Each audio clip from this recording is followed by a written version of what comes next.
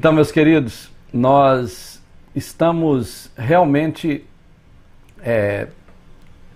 nesse tempo estudando o Evangelho de João, aprendendo algumas coisas talvez novas para alguns, mas como uma forma de conhecer numa perspectiva um pouco nova, que normalmente a gente não vê o tempo todo na igreja. E hoje nós vamos dar continuidade a esse estudo, já falando do quarto e quinto milagre. Eu tenho prometido tentar terminar isso em 4 semanas, mas é bem provável que a gente não consiga. Então, pelo menos, vamos reunir 2 desses sinais, porque eles são muito próximos, eles aparecem nos 4 evangelhos, sempre conectados, e nós vamos aproveitar que o evangelista preferiu juntá-los para que facilite a nossa comunicação. Hoje nós vamos trabalhar esses 2 sinais, mas antes a gente vai ler o nosso primeiro texto, que é sempre introdutório e é fundamental para que a gente entenda por que nós estamos trabalhando dessa maneira, que é o texto de João, capítulo 20, versículos 30 e 31. Você vai ver na sua tela aí, que diz assim: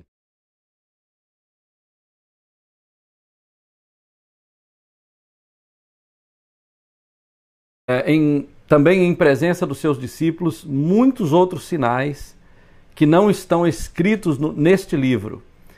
Estes, porém, foram escritos para que creiais que Jesus Cristo é o Filho de Deus e para que, crendo, tenhais vida em seu nome. 2 coisas importantes que a gente precisa sempre considerar quando a gente lê esse texto. A primeira delas é que é evidente que João não colocou todos os sinais que Jesus realizou durante o seu ministério. Ele está declarando isso no próprio texto que ele escreveu, dizendo, olha, ele não operou apenas esses milagres, ele operou muitos outros, e ele chega a usar o exagero aqui para dizer que esses sinais todos não caberia nem no mundo inteiro de livros, né? Na verdade, foram muitos sinais. Porém, o que João registrou compreende mais ou menos o equivalente a 20 dias de ministério de Jesus durante aqueles 3 anos. Foram seleções de eventos em que Jesus operou sinais, operou milagres, e João organizou esses sinais para transmitir uma mensagem que ele queria que o povo recebesse, que o povo entendesse. Ele trabalha assim a humanidade de Jesus de uma maneira muito poderosa, muito intencional.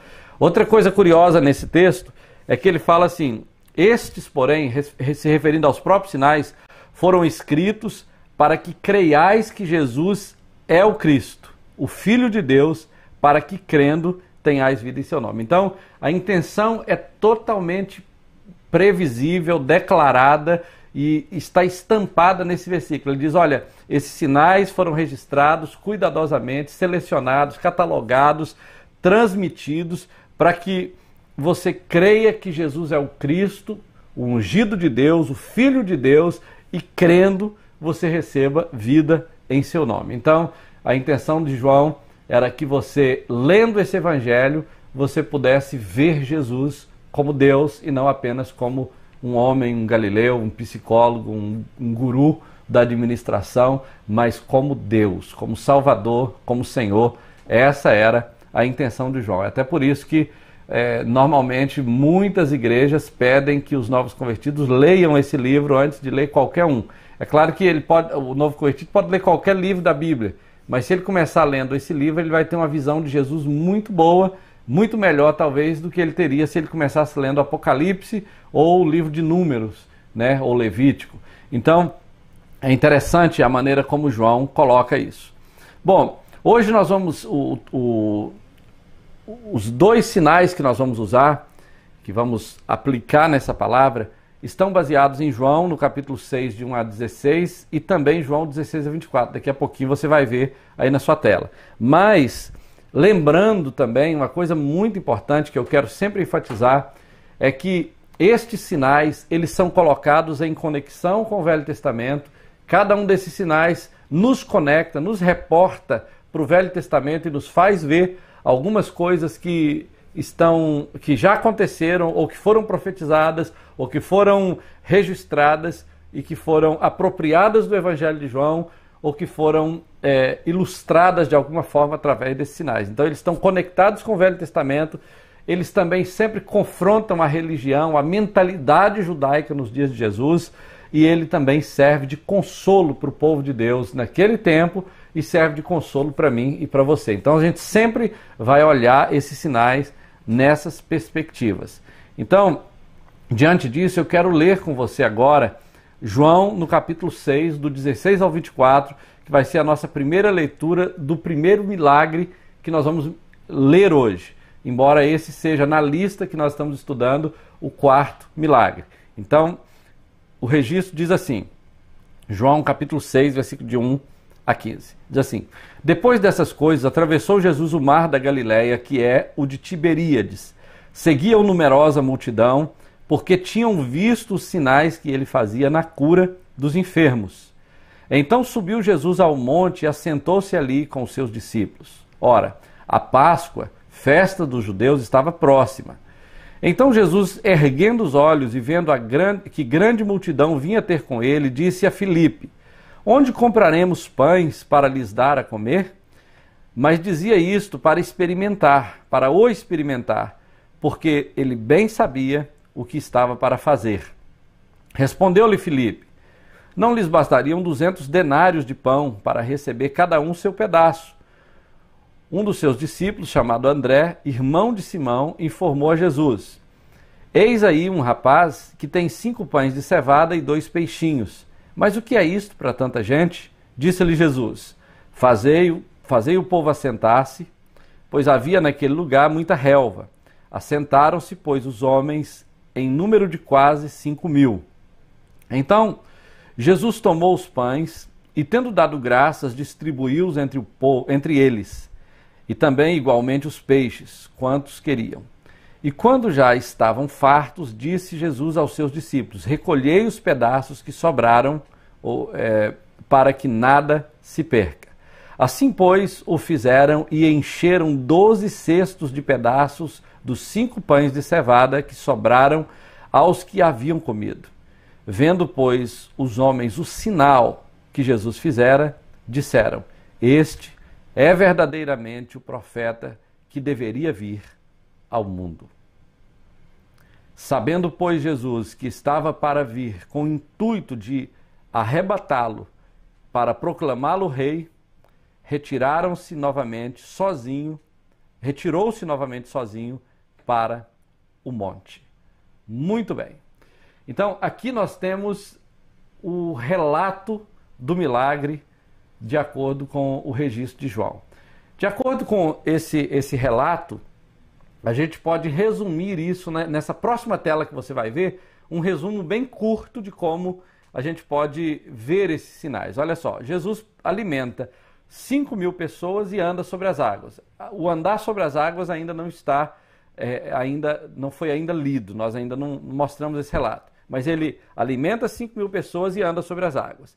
Ele ensina que é o pão dos céus e que todos os que desejam ter vida eterna precisam comer da sua carne e beber do seu sangue. E muitos dos seus seguidores, incapazes de aceitar esse difícil simbolismo, o abandonam. Então, voltando para mim aqui, isso é um resumo curto de todo esse texto, que são 71 versículos, né? A gente não tem como ler os 71 versículos, a gente vai apenas fazer referência a algumas partes importantes dele e você pode estudá-lo com mais cuidado em casa. Mas a síntese é essa: Jesus alimenta 5.000 pessoas, anda sobre o mar, depois ele ensina que ele é o pão dos céus e que todos os que desejam ter vida eterna precisam comer da sua carne e beber do seu sangue. O pessoal não entendeu muito bem esse discurso, achou duro esse discurso, e aí muitos dos seus seguidores foram incapazes de aceitar esse discurso e por isso eles o abandonaram, e dentre eles até alguns dos discípulos. Muito bem, diante disso, nós vamos fazer um esboço desse texto, e eu quero que você visualize esse esboço, e aí, então depois a gente vai trazer essa conexão com o Velho Testamento e toda aquela aplicação que nós já falamos. Bom, os 2 milagres, começando com o primeiro, mas os 2 milagres estão registrados em João capítulo 6, de 1 a 24. A próxima parte do texto a gente vai ler logo em seguida. Esse primeiro milagre é o registro de Jesus alimentando 5.000 pessoas, como você já viu. Esses eventos, esses dois eventos aconteceram praticamente no mesmo momento. É claro que durou um tempo da multiplicação e do alimento das pessoas, do alimentar as pessoas, e logo após Jesus vem andando sobre as águas. O lugar em que aconteceu isso, de acordo com o versículo 1 a 4, ocorreu às margens do mar da Galileia, onde outros sinais, outros milagres aconteceram na presença dos discípulos e com Jesus. Jesus levanta um problema para os discípulos, né? Especialmente para Filipe. Ele levanta um problema, e o problema era o seguinte: onde vamos conseguir alimento para alimentarmos toda essa multidão? Essa pergunta de Jesus, ela quase chega a ser antagônica, porque Jesus é Deus, Jesus é soberano, Jesus é todo-poderoso, e normalmente Jesus, como Deus, ele não devia ter perguntas. Porém, o próprio João atesta, declara que Jesus fez essa pergunta para experimentar Filipe, para saber onde estava o nível de entendimento de Filipe, onde estava a fé de Filipe, como Filipe estava enxergando a situação, como Filipe estava vendo Jesus. Então, a intenção de Jesus era experimentar Filipe, e por isso ele fez essa pergunta. Isso é muito curioso, porque Deus tem a resposta, mas muitas vezes ele faz a pergunta, ele joga a pergunta para nós com a intenção de nos experimentar e de nos testar, né, para ver se nós realmente estamos enxergando como ele está enxergando, vendo como ele vê a situação. Uma outra coisa interessante é o pessimismo que a gente percebe no discípulo. Filipe, logo de imediato, ele se demonstra preocupado, ansioso. O versículo 7 diz isso. Ele diz que seria necessário uma grande soma de dinheiro para que as pessoas pudessem ser alimentadas. E aí, essa situação evidencia que Filipe estava analisando a pergunta que Jesus faz numa perspectiva completamente racional. Jesus usa usa a razão, ele usa a estratégia de racionalizar o problema, né? Onde vamos arrumar alimento para tanta gente? Aí Filipe analisa e responde racionalmente a pergunta de Jesus, dizendo o seguinte: olha, seria necessário muito dinheiro, seria necessário muito recurso para alimentar essa multidão. Ele não pensou que Deus podia fazer milagre, ele não lembrou de nada do Velho Testamento que Deus tinha feito, ele não percebeu que ele estava do lado daquele que tinha poder para fazer milagre. Ele só disse: olha, precisaria muito dinheiro, e evidentemente eles não tinham esse dinheiro.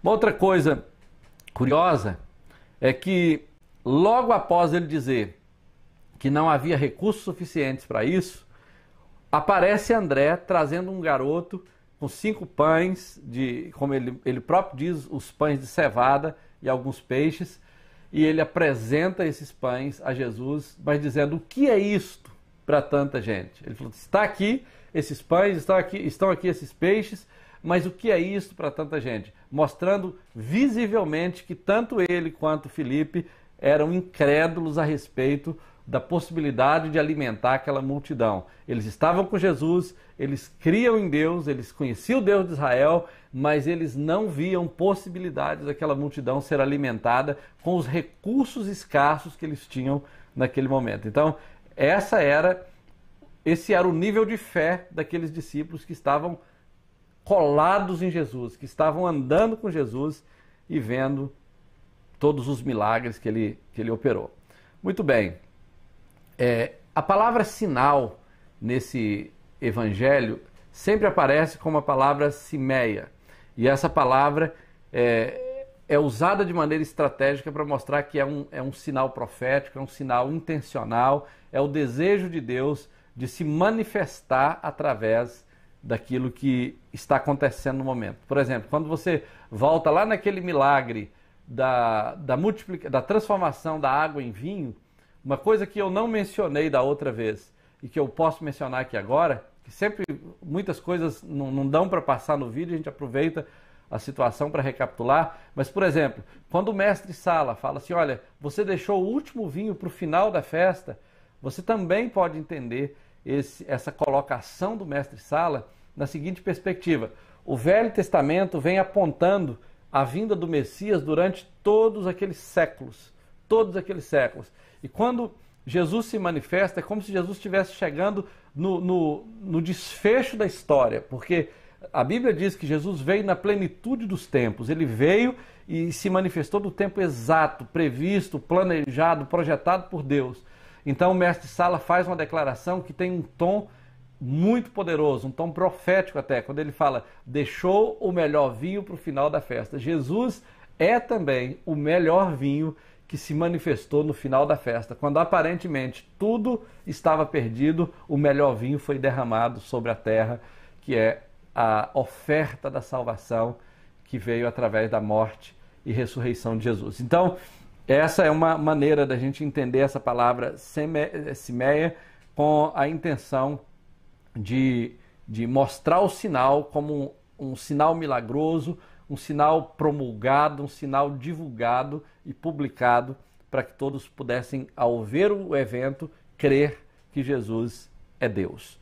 Bom, algumas coisas que aconteceram durante esse milagre, que é só panorâmico para a gente entender. Por exemplo, no versículo 10 do capítulo 6, acontece a escassez de comida.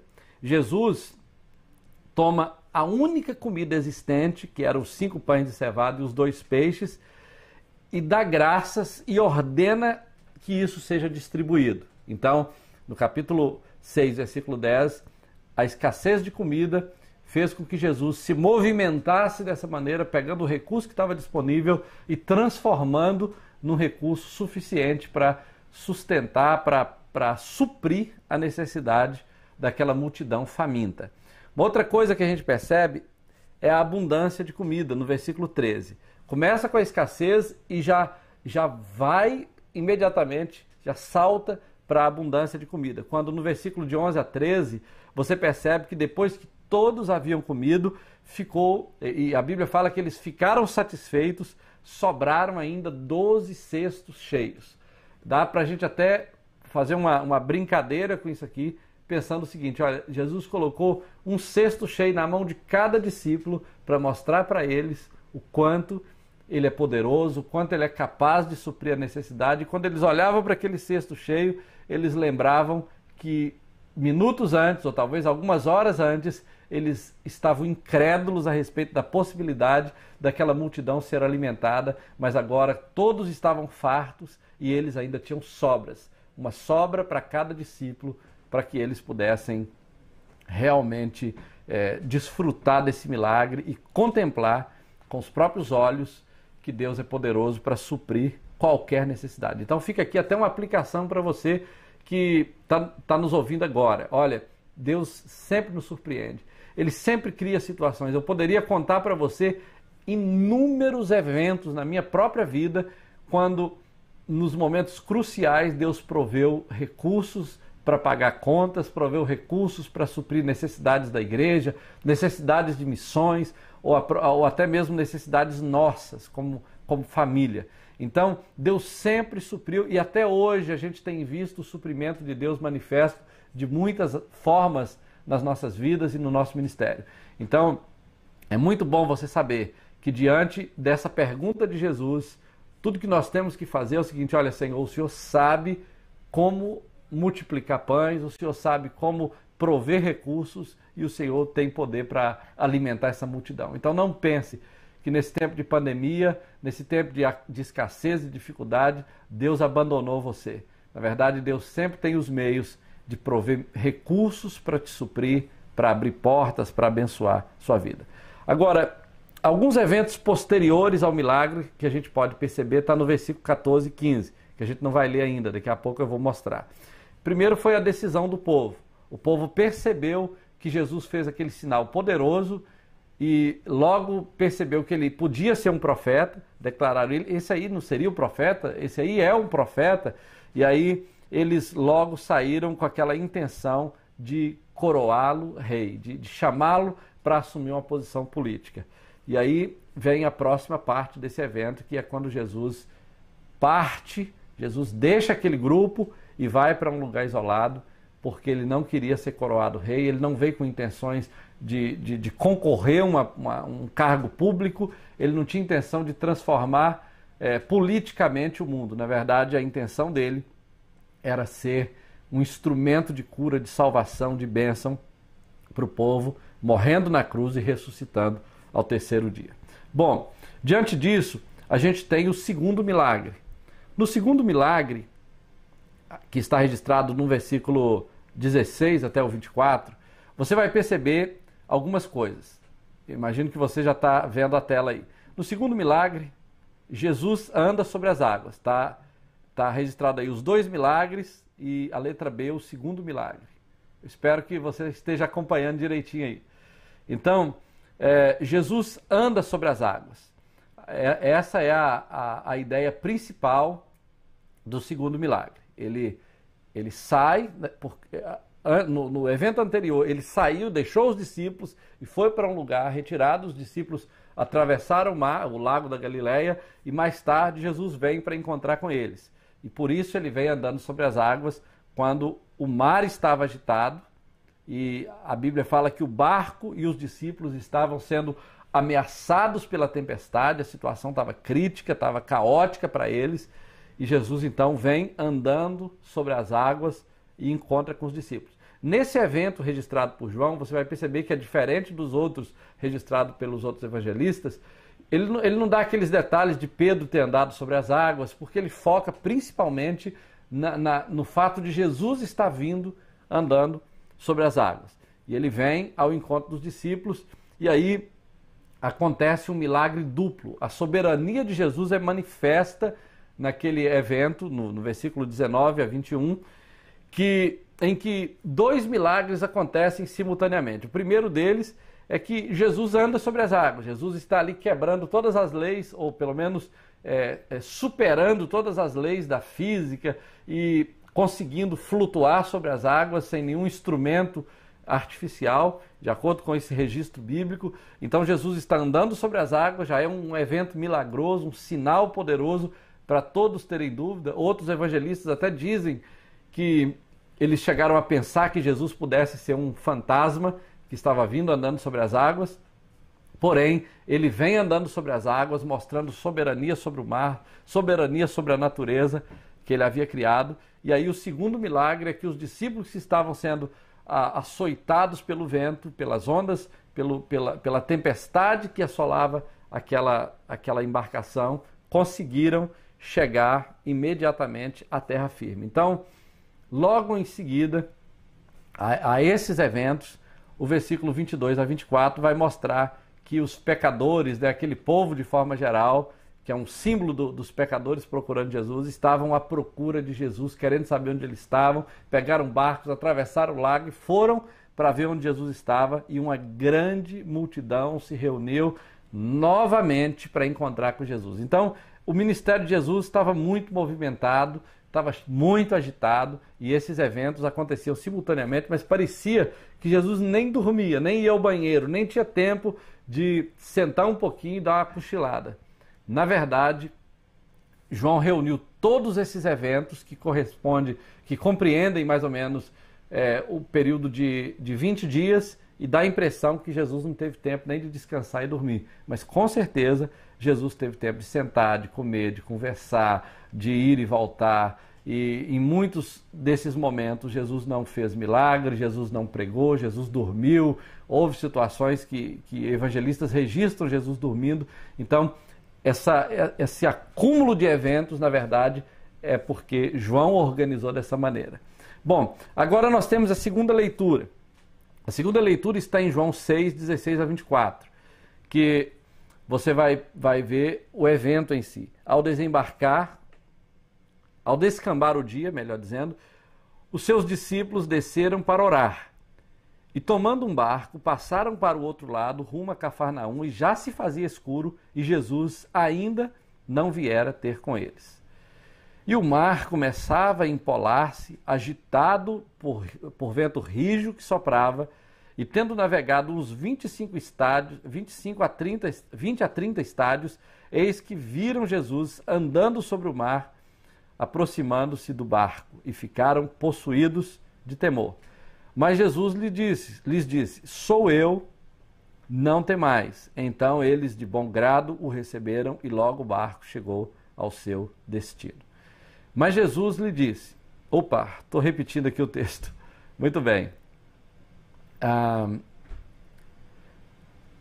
Eu estou com algum outro texto aqui, não sei se você está com o mesmo texto. Mas voltando aqui agora, nós temos nessa declaração de Jesus, eu acho que eu estava com a tela a mais aqui, nesse evento em que Jesus vem para encontrar os discípulos, acontece algo curioso na declaração de Jesus. Jesus andando sobre as águas, nesse texto de João 6, de 1 a 24, Jesus andando sobre as águas, tem uma palavra no grego que eu quero mostrar para você. Quando ele fala, sou eu, não temais, eu quero que você veja comigo aqui. Ele está usando um termo que é ego eimi. Esse termo grego ego eimi não significa sou eu.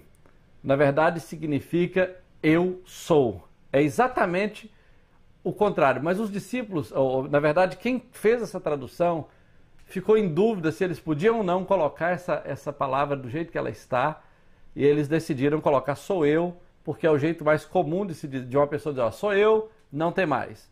Mas na verdade, Jesus disse eu sou, se apropriando daquele texto de Êxodo 14, quando Deus dá o nome para Moisés dizendo eu sou, diga para Faraó, eu sou.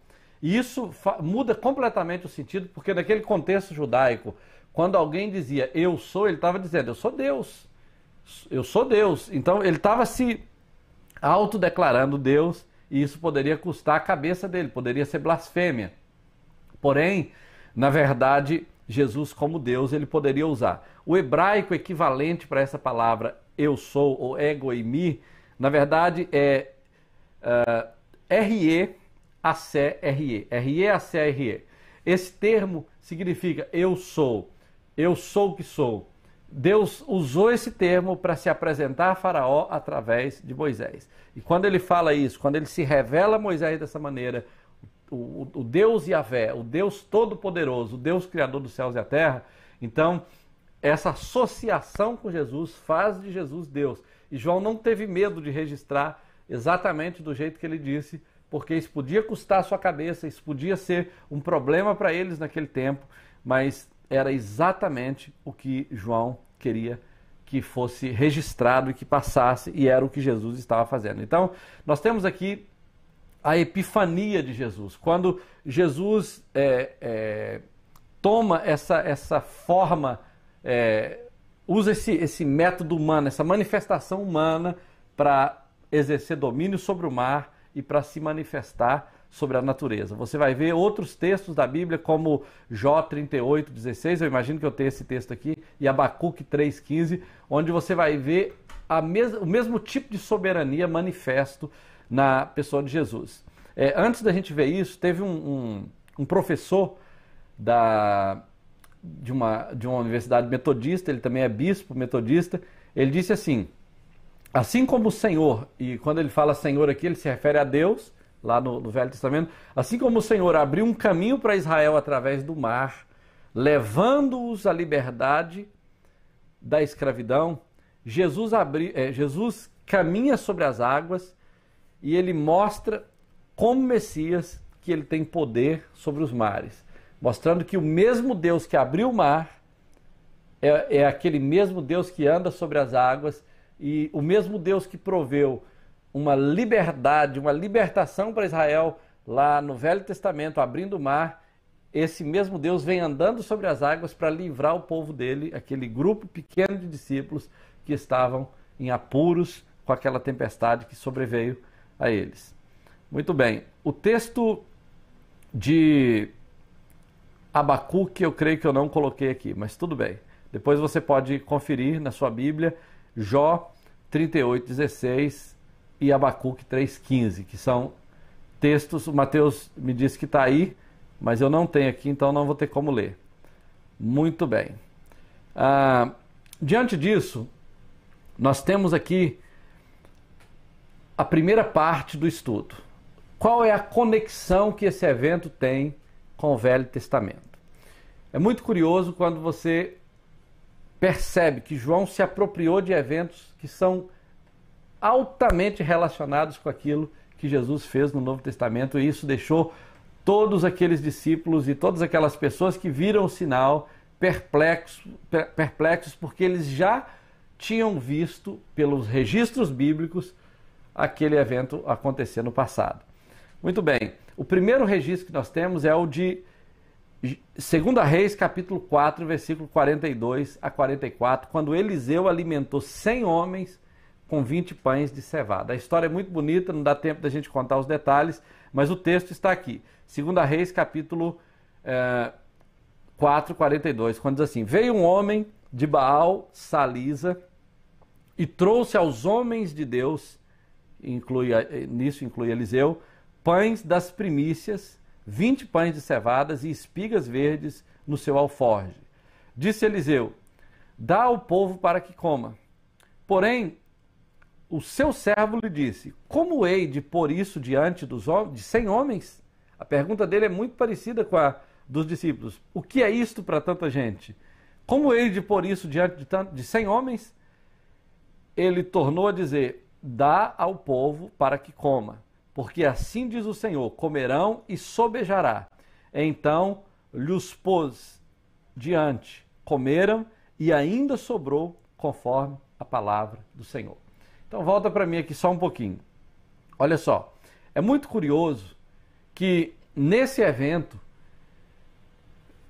apareça 20 pães de cevadas para alimentar 100 pessoas. Não era uma multidão parecida com aquela multidão de 5.000 pessoas, fora as mulheres e crianças que Jesus alimentou, talvez seriam umas 15.000 pessoas, era uma multidão muito maior, mas Eliseu estava diante de um problema semelhante, nas proporções, com proporções diferentes, mas um problema semelhante quando ele encontra 100 homens que eram discípulos, que estavam ali talvez na escola de profetas de Eliseu, e não tinha o que comer, havia morte na panela. Se você ler o texto você vai perceber isso, e Eliseu então recebe 20 pães e desafia os homens, os seus servos, a colocar diante do povo para que coma. E eles falaram: o que é isso para 100 homens? O que é isso diante de 100 pessoas? E Eliseu falou: vai comer, vai sobrar, porque assim diz o Senhor, comerão e sobejará. Essa ideia é muito, muito semelhante ao evento que aconteceu lá no Novo Testamento. E quando isso acontece, os discípulos não tinham dúvida. Aqueles que presenciaram o evento não tinham dúvida de que se Jesus fez algo numa dimensão muito maior, parecendo com aquilo que o profeta que eles reconheciam havia feito no passado, então esse homem só pode ser Deus. Uma outra associação muito interessante com o Velho Testamento é o evento do maná que eles comeram, tanto é que isso é citado no próprio texto em João 6,31, quando Jesus associa o pão, o próprio povo associa a conversa que Jesus está falando de comer o pão e comer a sua carne e beber o seu sangue, eles associam isso com o maná, sabendo que o maná tinha caído no deserto, que tinha alimentado o povo durante 40 anos, e aí eles perguntam assim: olha, você é maior do que nosso pai Moisés, que deu a comer o seu povo e coisa desse tipo? Mas na verdade Jesus então vai desenvolver um diálogo com eles a respeito disso, mostrando que esse maná que eles comeram não era o verdadeiro pão que o Pai estava lhes dando. O verdadeiro pão era o próprio Jesus. E aí há uma associação de Jesus, o pão da vida, com o maná que deu vida para eles durante 40 anos. Essa associação é muito interessante nesse texto. Uma outra associação é que Jesus estava em Jerusalém justamente no período da Páscoa, e nesse evento em especial. E era, curiosamente, o capítulo 12 de Êxodo relata a instituição da Páscoa quando Israel estava deixando o Egito. Então Jesus chega nesse evento em especial, multiplica os pães. O pão era algo que ia ser associado a Jesus como o Cordeiro Pascal. Jesus estava na Páscoa. Jesus é o pão da vida. Jesus convida o povo a comer a sua carne e beber o seu sangue, que era exatamente o que eles fizeram lá no capítulo 12 de Êxodo, quando eles deixaram o Egito. Eles comeram do cordeiro e passaram o seu sangue nos umbrais das portas. Então, essa associação de Jesus com a Páscoa também culmina nesse evento, e logo na próxima Páscoa Jesus vai morrer e vai dar a sua vida para aqueles que irão crer nele. Então, essa é a grande conexão que esse evento tem com o Velho Testamento. Conecta com a história de Eliseu, conecta com o maná que deu vida temporariamente para o povo no deserto, e conecta com o evento do lançamento, da promulgação da Páscoa no Velho Testamento, no capítulo 12 de Êxodo, que marca a saída de Israel do Egito para a Terra Prometida. Muito bem. Aí nós temos aqui, logo em seguida, nós temos... Eu estou com várias telas repetidas aqui, alguma coisa... Ok, muito bem.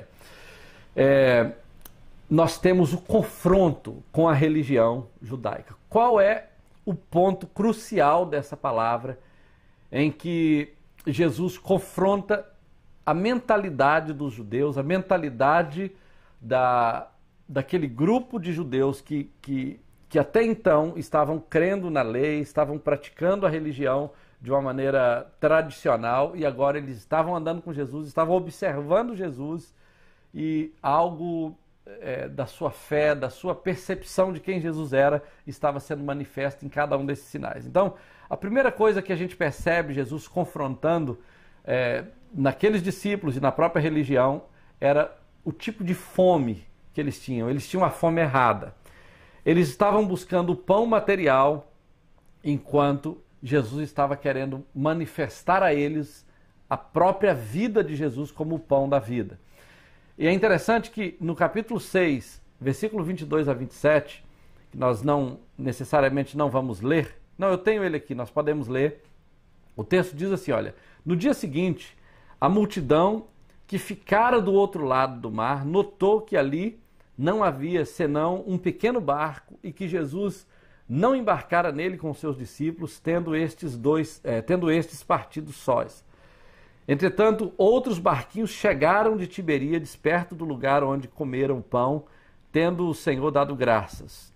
Quando, pois, viu a multidão que Jesus não estava ali, nem os seus discípulos, tomaram os barcos e partiram para Cafarnaum à sua procura. Eles estavam querendo Jesus, procurando Jesus.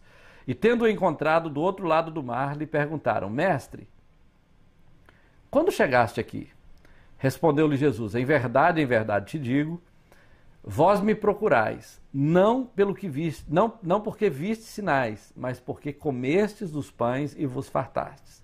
Trabalhai não pela comida que perece, mas pela que subsiste, para a vida eterna, a qual o Filho do Homem vos dará, porque Deus o Pai o confirmou com o seu selo. Muito bem. Então, Jesus recebe aquela multidão sedenta, aquela multidão desejosa de estar com ele, aquela multidão correndo para encontrar onde ele estava. Isso é o desejo, o sonho talvez de qualquer pregador, de qualquer pastor, de qualquer ministro. Multidões correndo para a igreja, vindo para ouvir o seu sermão. Mas Jesus repreende aquela multidão dizendo assim: olha, vocês estão me procurando não porque eu sou o pão da vida, vocês estão me procurando porque vocês viram sinais, vocês estão me procurando porque vocês viram os milagres que eu fiz, e isso é que está atraindo vocês. Em outras palavras, Jesus está dizendo assim: olha, vocês estão com a fome errada, eu estou oferecendo para vocês o pão da vida, e vocês estão buscando o pão que perece, o pão comum, o pão que você pode encontrar em qualquer padaria por aí. Uma outra coisa, eles tinham a expectativa errada, que é uma outra questão que Jesus vai confrontar silenciosamente. Eles viram que Jesus era profeta, eles associaram Jesus àquela declaração de Moisés em Deuteronômio 18:15, quando Moisés falou que Deus levantaria outro profeta semelhante a ele no futuro, e eles iriam ouvi-lo. Então havia essa expectativa de que um profeta semelhante a Moisés se levantasse, e eles falaram: olha, esse homem é um profeta. quando eles viram aquela multiplicação dos pães, quando eles viram Jesus realizar aquele grande milagre, então eles pensaram assim, a gente vai coroá-lo rei, a gente vai fazer desse profeta um rei. E aí isso frustra mais uma vez o propósito de que eles vissem Jesus como Deus e não como rei, como um governo humano. O que está, talvez, que precisa ser destacado nesse evento? Isso mostra claramente como a fé é algo completamente inacessível ao homem. O homem não pode crer por ele mesmo. Quando você vê a possibilidade desses discípulos crerem que Jesus é Deus, aí eles falam, olha, vai ser o nosso rei. Quando eles veem Jesus fazendo um milagre, em vez de eles olharem para ele como Deus, eles falam, olha, nós queremos mais pães no dia seguinte. Mas nenhum deles olham para Jesus e falam assim, ele é o meu Deus, ele é o meu rei, ele é o meu Senhor. As pessoas olham para ele como vamos dizer, um Deus utilitário, um Deus que atende necessidades, um Deus que cura, um Deus que alimenta, um Deus que salva das tempestades, um Deus que socorre das necessidades, mas nunca um Deus que salva, um Deus que veio para resolver o maior problema do homem, que é o pecado. E aí nós temos a discussão de Jesus, porque eles olham para Jesus como um maná simbólico, quando na verdade Jesus queria que eles o vissem como real, como o pão da vida, o pão que desceu do céu. E Jesus então vai mostrar o seguinte, olha, enquanto o maná garantiu vida ao povo de Israel por 40 anos, Jesus é o alimento para a eternidade. Jesus é aquele alimento que serve para te guiar à eternidade. Diante dessa situação, você vai ver no capítulo 6, versículo 66, que Jesus, ao falar isso, todos o deixaram, e a Bíblia fala que alguns dos discípulos também já não andavam mais com ele. João 6, 66. Eu até coloquei um post no meu Facebook, depois se você quiser pode ver, está lá, João 6, 66. Não é curioso? Porque justamente nesse versículo 666, João 6, 66, você vai ver que foi um ponto crucial quando os discípulos o deixaram. Alguém falou que todos eles foram bestinhas, porque deixaram Jesus e associaram com 666. Muito bem. Diante dessa situação, nós somos conduzidos para o nosso próximo tópico, que é o confronto com o povo. E aí, o conforto para o povo. Nós já falamos do confronto, agora vamos falar do conforto. Qual é o conforto que essa palavra traz para nós? Sabendo que Jesus fez aquele milagre, ele queria que o povo o visse como o pão do céu, e eles o viram como o pão da terra. Eles o viram como profeta, mas queria que ele fosse rei, e não como salvador das suas vidas. E agora nós estamos diante do desfecho, né? Na verdade, se você ler o discurso que vem depois desses dois eventos, você vai perceber que no discurso Jesus revela a incredulidade deles, a dificuldade deles de crer, mas ao mesmo tempo Jesus faz declarações que mostram que nessas declarações você perceberá que há um conforto, um consolo de Deus para nós, apesar de ficarmos bem desanimados quando a gente percebe a incredulidade deles. Se eles que estavam perto duvidaram tanto, por que nós vamos crer? Aqui está talvez o que vai nos consolar. Muito bem, o conforto está pelo menos em 3 áreas principais. A primeira delas é que a fé é um presente de Deus. A fé não é uma conquista humana. A fé não é mérito humano. A fé é um presente de Deus. João 6, 37, 44 e 45 pode nos ajudar a entender isso. Olha bem, vamos começar com esse texto. Coloca na tela aí para nós. João 6, 37, 44 e 45. Diz assim: todo aquele que o Pai me dá, esse virá a mim, e o que vem a mim, de modo nenhum lançarei fora. Ninguém pode vir a mim se o Pai que me enviou não o trouxer, e eu o ressuscitarei no último dia. está escrito dos profetas, e serão todos ensinados do Senhor. Esse é o 45. Portanto, todo aquele que da parte do Pai tem ouvido e aprendido, esse vem a mim.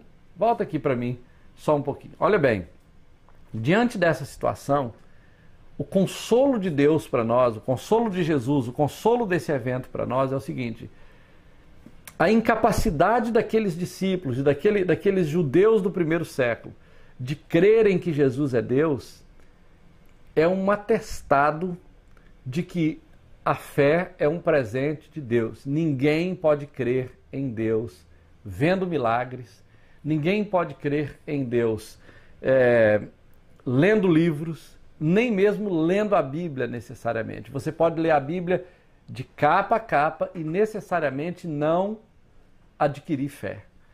Muitas pessoas leem a Bíblia para julgá-la, para criticá-la, para analisá-la, pessoas céticas, pessoas que têm talvez habilidades acadêmicas, ou pessoas comuns que não acreditam em Deus, que duvidam da religião, que duvidam da fé, mas eles leem a Bíblia e não conseguem ter fé, porque a fé é um dom de Deus. A fé salvadora não é uma coisa que você adquire intelectualmente. Você pode ter fé para abrir uma empresa, para prosperar, pode ter fé para passar num concurso, pode ter fé para empreender um negócio qualquer, mas fé salvadora é uma dádiva de Deus. E Jesus está dizendo o seguinte: todo aquele que o Pai me dá, esse vem a mim. Então, aquele que o Pai não dá, não vem a Jesus. Aquele que o Pai dá, vem a Jesus. E se alguém vem a Jesus, ele só veio porque o Pai trouxe. A Bíblia fala lá em João 15 o seguinte: que não fostes vós que me escolheste, foi eu que vos escolhi e vos designei para que vades e deis fruto. Tem algum momento que a pessoa crê? Sem dúvida nenhuma. Tem algum momento que a pessoa abre o coração, que a pessoa confessa com a boca, que a pessoa declara que Jesus é Deus. Sem dúvida alguma tem esse momento, mas até chegar esse momento, toda a preparação para que aquela pessoa chegasse a Jesus e cresce nele foi um trabalho de Deus, foi um trabalho diretamente de Deus para que a pessoa fosse ensinada pelo Senhor, para que ela fosse instruída pelo Senhor e ela fosse guiada até Jesus a ponto de crer que Ele é Deus, a ponto de crer que Ele é Salvador. Então, se uma pessoa diz assim: olha, eu não quero saber de Deus, não fala de religião comigo, não fala de salvação, não estou interessado em Bíblia, não quero nem ouvir pastor, na verdade, eu faço uma pergunta: você não quer ou não pode? Porque muitas pessoas dizem que não quer porque elas não enxergam. Elas dizem que não quer porque elas não conseguem crer. Elas olham para a Bíblia, elas olham para a igreja, elas olham para a religião e acham isso uma perda de tempo. Mas na verdade a fé é um dom de Deus. E aqueles que creem, eles creram porque Deus os trouxe a fé. E se você crê, saiba disso, você é um privilegiado, você é um agraciado, porque Deus trouxe você a fé. Ele plantou a fé no seu coração e te deu condição de enxergar em Jesus o Salvador da sua vida. É essa capacidade de olhar para aquele homem comum, aquele galileu na cruz, ensanguentado, envergonhado, humilhado, e ver naquele homem sofrido o Salvador da sua vida. Essa habilidade é Deus que te dá. Se você crê em Jesus como Salvador, saiba disso. Esse é o maior consolo que a gente pode ter nesse texto. Uma outra coisa é a segurança que nós encontramos em Jesus. Esse texto também nos mostra lá em João capítulo 6, 39, e você tem uma tela aí que pode acompanhar. João 6, 39 diz assim: e a vontade de quem me enviou é esta, que nenhum eu perca de todos o que me deu, pelo contrário, eu o ressuscitarei no último dia.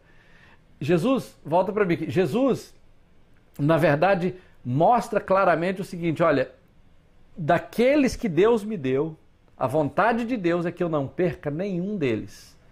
E eu o ressuscitarei no último dia. Então, se essa é a vontade de Deus, que nenhum dos que Ele deu a Jesus se percam, então pode ter certeza em Deus, que se você está em Cristo, você é nova criatura. As coisas velhas já passaram. A Bíblia fala: as minhas ovelhas ouvem a minha voz, eu lhes dou a vida eterna, ninguém as arrebatará da minha mão, nem da mão do meu Pai. Isso é consolo que nós temos. Lá em Romanos 8 a Bíblia fala o seguinte, olha, quem nos separará do amor de Deus que está em Cristo Jesus? E ele vai falar o seguinte, olha, nem morte, nem vida, nem anjo, nem principado, nem coisa do presente, nem do porvir, nem poderes, nem outra criatura poderá nos separar do amor de Deus que está em Cristo Jesus. Nada pode nos separar do amor de Deus. É essa declaração que Jesus está fazendo aqui em João 6,39. Lá no capítulo 8 de Romanos você vai ver essa declaração feita pelo apóstolo Paulo. Mas aqui você está vendo o próprio Jesus dizendo, a vontade de quem me enviou, que é Deus, é esta, que nenhum eu perca de todos os que me deu. Pelo contrário, eu o ressuscitarei no último dia. Ou seja, ele não vai nos perder e ainda mais, a promessa, ele vai nos ressuscitar no último dia. Então, aqueles que já morreram em Cristo serão ressuscitados. Se você já tiver morrido em Cristo, naquele grande dia, você também será ressuscitado, porque é uma promessa poderosa que Jesus fez. E aí, a última coisa que nos conforta é a vida eterna, que é selada e garantida pela ressurreição que Jesus promete nesse texto que está em João 6,40. Olha só, o texto diz assim, de fato, a vontade de meu Pai é que todo homem, e isso inclui as mulheres também, todo homem que vir o Filho e nele crer, tem a vida eterna e eu o ressuscitarei no último dia. Volta para mim aqui, por favor. Olha bem, deixa eu te dizer uma coisa muito importante. Esse texto termina com essa declaração. Lembra que quando Jesus andou sobre as águas, ele disse, eu sou. Aquele que andou sobre as águas é o mesmo que disse para Moisés, eu sou. Aquele que andou sobre as águas, o próprio João declara, é o mesmo que estava no princípio da criação, criando todas as coisas. Aquele que andou sobre as águas foi o mesmo que abriu o mar vermelho. Aquele que andou sobre as águas e multiplicou o pão, os pães, foi o mesmo que mandou maná do céu para alimentar o povo, que tirou a água da rocha, foi o mesmo que fez todos aqueles sinais. E ele é o mesmo que está fazendo essa declaração em João capítulo 6, versículo 40, quando ele fala assim, de fato, a vontade do meu Pai é que todo homem que vir o Filho aqui é Jesus, todo homem que vir Jesus e nele crer que ele é Deus, crer que ele é o Salvador, crer que ele é o Senhor, tenha a vida eterna e eu o ressuscitarei no último dia. Então, essa é a garantia da vida eterna que o Senhor nos faz para nos confortar nesse texto tão poderoso, nesse texto que encerra esse evento. É claro que você vai ver no registro do capítulo 6 de João, pessoas deixando Jesus, pessoas indo embora, pessoas abandonando, algumas voltaram depois e creram nele, mas certamente muitas se escandalizaram nele, vendo ele convidar o povo para comer a sua carne e beber o seu sangue, mas Jesus estava falando de uma forma muito mais significativa do que eles imaginavam. A Páscoa estava por vir, o cordeiro seria imolado, e Jesus estava dizendo o seguinte, olha, aquele símbolo ali, em breve, será substituído pelo significado, e o significado é esse, eu sou o cordeiro, que vai dar o sangue por vocês, que vai derramar a sua vida na cruz em favor de muitos. Essa era a mensagem que Jesus estava passando, e ele fala assim, ó, não se preocupe se você não está crendo, não se preocupe se você não está enxergando, porque aqueles a quem o Pai me deu, eles virão a mim no tempo certo, eles crerão em mim, eles entenderão essa mensagem e me reconhecerão como Deus, como Senhor e como Salvador da sua vida. Então, concluindo, como a gente sempre termina, o Evangelho de João é tão raso que até um bebê poderia atravessá-lo nadando, mas ao mesmo tempo é tão profundo que afogaria até um elefante. Meu desejo, queridos, é que Deus te abençoe, que essa palavra tenha edificado a sua vida, que você possa realmente ter aprendido alguma coisa e que essa mensagem possa te ajudar na sua caminhada com Deus, te confortando, te consolando, te edificando e te abençoando.